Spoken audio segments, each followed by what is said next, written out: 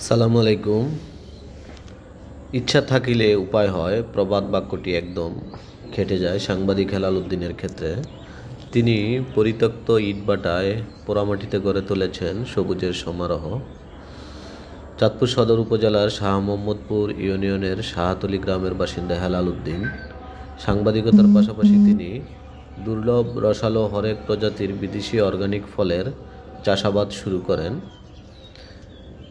এখন যে বসন্তকাল চলছে, আপনারা দেখছেন বাগানে তার যেই ফলের বাগান সেটিতে আম্র মুকুলের সমারোহ।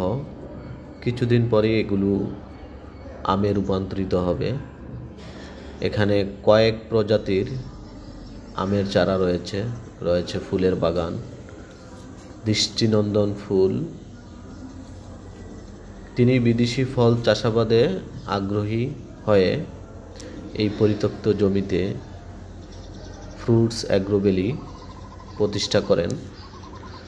এখানে নানা রকমের ফল, ফুল এবং বিদেশি ফলমূলের সমারোহ রয়েছে দেশি জাতের আম, মাল্টা, ড্রাগন ফল, স্ট্রবেরি ও ক্যাপসিকাম সহ নানা প্রজাতির ফল।